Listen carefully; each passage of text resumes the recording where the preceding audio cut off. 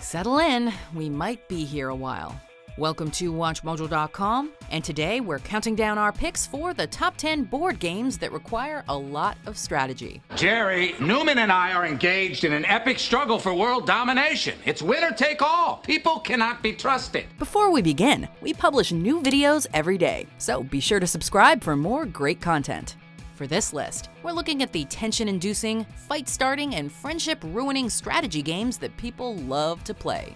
They may not all take hours upon hours to play, but they all take strategy, planning, and critical thinking. Number 10, Sequence. Can't decide what kind of game you want to play? Sounds like the perfect time to break out Sequence. Sequence is a blend of classic board game elements, cards, and poker, and it sees players connect not 4, but 5 poker chips in a row. Plus, it can be played by upwards of 12 people, as long as the group can be split evenly into 2 or 3 teams. The only catch, teams cannot advise on, coach, or direct each other's play. That's a challenge in itself. Number 9, Cranium. Invented in a decade known for being extreme, Cranium is a challenging, amped-up mix of Pictionary, Trivial Pursuit, and Scrabble, with a bit of charades and Name That Tune tossed in for good measure. Designed by Whit Alexander and Richard Tate, both former Microsofters, Cranium is the product of the two spending a weekend playing board games, and is effectively a highlight reel of the best, most entertaining moments games have to offer. Plus, through an array of expansions and variations, the game can be tweaked and custom-tailored to whomever is playing it. Number 8, Ticket to Ride. Like Settlers of Catan, like trains, and like having unrelated Beatles songs stuck in your head?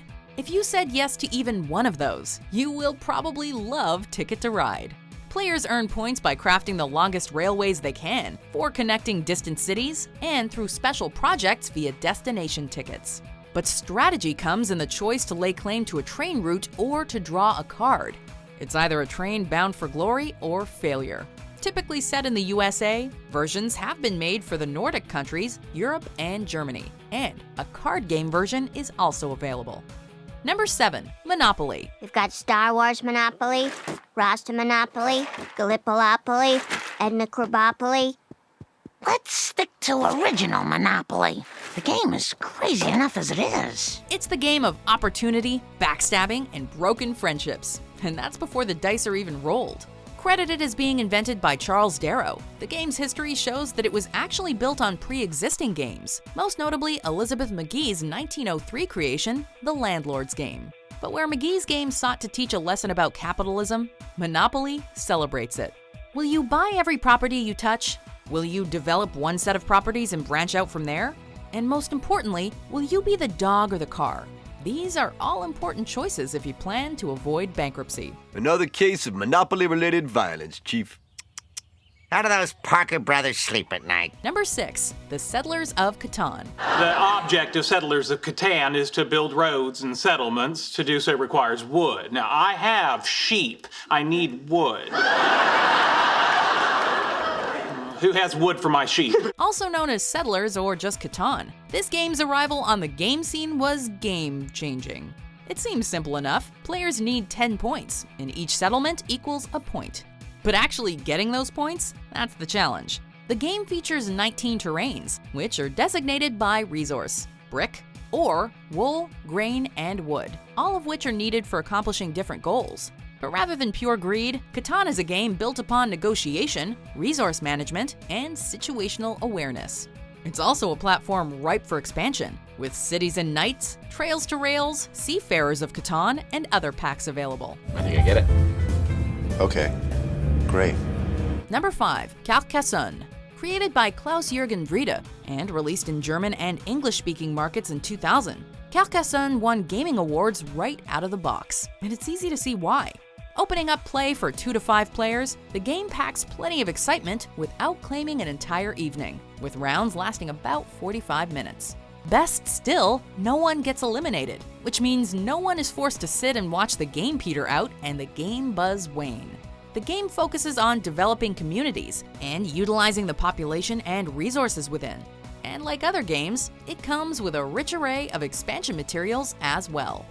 Number 4, Risk. Where can I put this? What is it? It's Risk, Jerry, the game of world conquest. Everybody wants to rule the world. And if you have enough skill, luck, and good planning, you just might pull it off. You'll never make the news, but you will have made 2 to 4 enemies out of former friends.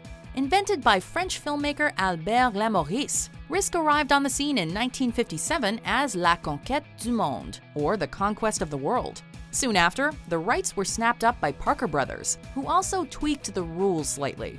Typical play lasts around 2 hours, but can hit the 6-hour mark if the delicate balance of alliances and betrayal really heats up. I think it's time to put the hurt on the Ukraine. I come from Ukraine. You not say Ukraine weak? Yeah, well, we're playing a game here, pal.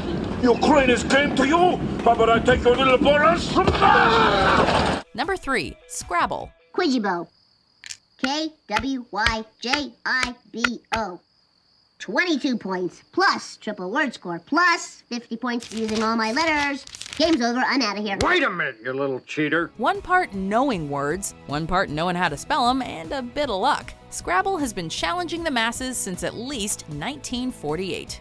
That's the year James Bruno bought the manufacturing rights from Alfred Mosher Butts, who had devised the game in 1938 as Criss Crosswords, itself based on an earlier game, Lexico. Bruno had been one of the few people to actually buy or play the game, and was among the first to see its potential. The next was Jack Strauss, president of Macy's, whose liking of the game led to a massive boost of popularity and sales in 1952. Though the concept is simple, winning takes skill and a great vocabulary. Number 2, Go. Even a game lost is a game well played. Spoken like a man who's about to lose. Who invented Go is anyone's guess, but it's been agreed that it came to be during China's Zhou dynasty. The game's popularity, and the required brain power it takes to master it, led the game to become, like calligraphy, painting, and playing the guqin, one of the 4 scholarly arts of ancient Chinese aristocratic society. A game for 2, played with a set of black and white stones and a 19 by 19 square grid. The rules to Go could not be simpler, and the gameplay any more complex. Before we unveil our number 1 pick, here are some honorable mentions.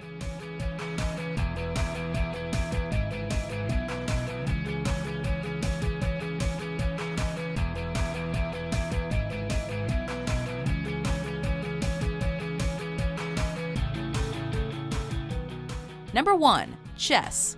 The game we know as chess first appears in history around the year 600 in Persia. Then called Chaturang, it had morphed from an earlier creation called Chaturanga that was found in eastern India. By the 9th century, it had made its way to Russia and Europe, and by the year 1000, it became popular with the upper classes due to its challenging nature and la-di-da factor. Easy to learn, chess is never truly mastered and pulls upon critical thinking skills while teaching valuable lessons about decision-making and patience.